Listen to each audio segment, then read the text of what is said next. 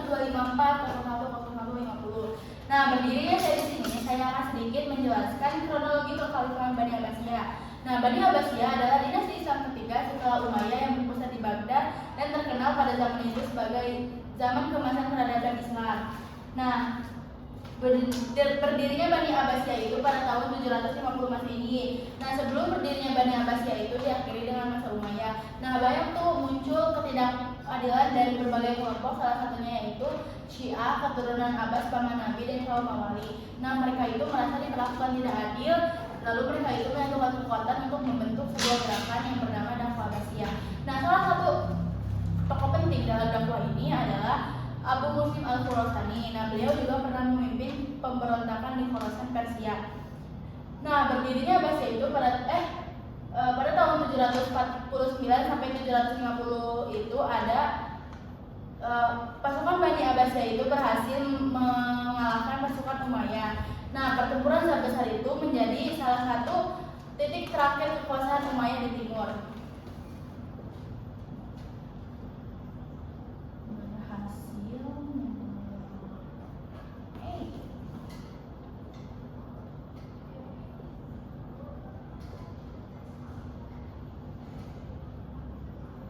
Nah, yang kedua itu ada pengangkatan khalifah pertama. Siapa sih khalifah pertama Bani Abbasiyah?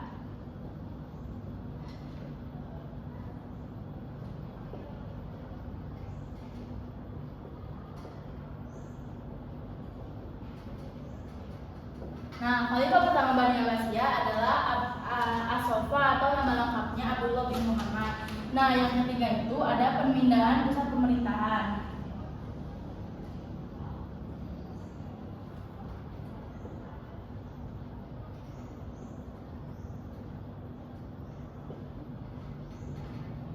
Nah, pemerintahan pusat ini tadinya berada di Kufah lalu dipindah ke Baghdad oleh khalifah selanjutnya. Nah, kita masuk pada masa konsolidasi. Nah, di masa konsolidasi ini ada dari dua periode. Yang pertama itu dari periode Khalifah As-Sofa dari tahun 750 sampai 754.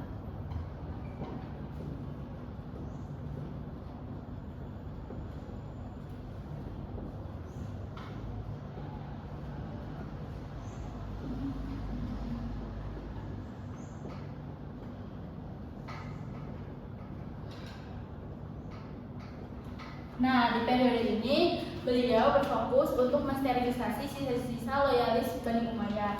Nah, yang kedua itu dari Khalifah Al-Mansur.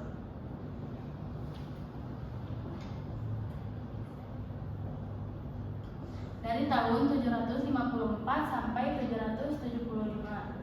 Nah, beliau ini membangun kota Baghdad dan nantinya akan menjadi pusat ilmu pengetahuan dunia, menata administrasi dan memperbaiki sistem politik. Nah, kita masuk kepada masa keemasan.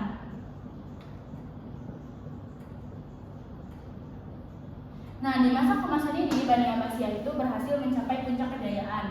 Dalam bidang apa aja sih?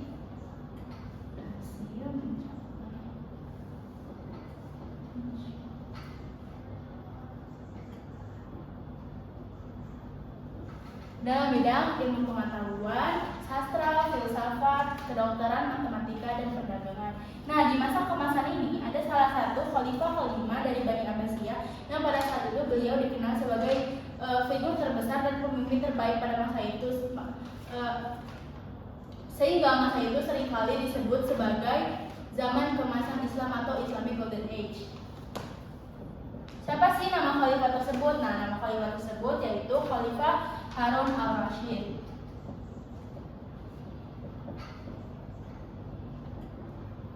Nah, yang ketiga itu ada Baitul Hikmah. Nah, Baitul Hikmah ini adalah institusi pendidikan dan pusat intelektual yang berada di Baghdad. Nah, Baitul Hikmah ini menjadi salah satu simbolis kejayaan pada masa keemasan saat itu. Nah, cikal bakal Baitul Hikmah itu sebenarnya sudah ada sejak masa Khalifah Harun al-Rashid. Namun yang secara resmi mendirikan dan mengembangkan yaitu Khalifah Al-Ma'mun. Nah, kita masuk ke masa melemahnya pemerintahan pusat.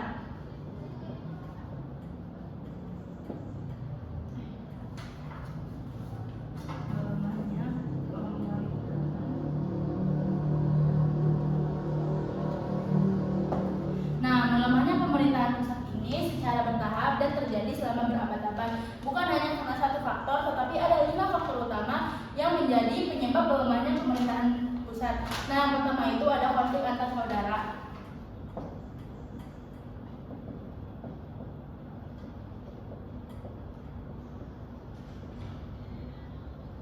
Nah, konflik antar saudara ini terjadi pada masa Khalifah Al-Amin dan Al-Ma'mun. Nah, yang kedua itu ada campur tangan tentara Turki.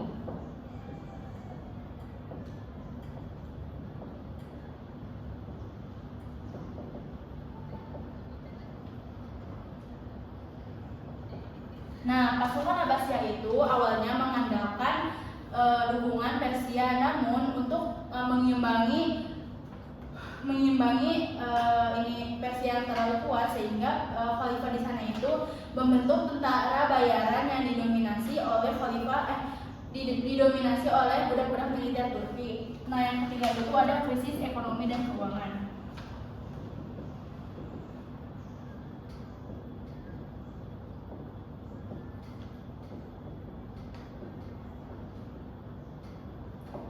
Nah, karena di sana itu ya khalifahnya serba hidup mewah dan pembangunan istana yang megah, sehingga menguras keuangan khas negara.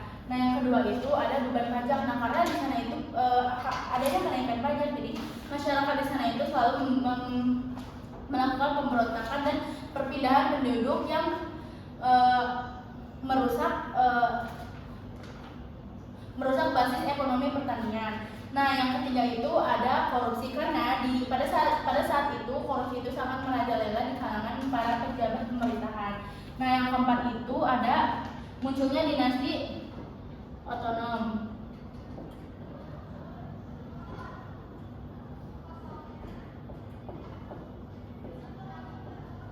Nah, salah satu faktor yang paling mempengaruhi melemahnya pemerintahan pusat adalah karena adanya munculnya dinasti lokal di berbagai provinsi. Nah, yang terakhir itu ada ancaman eksternal.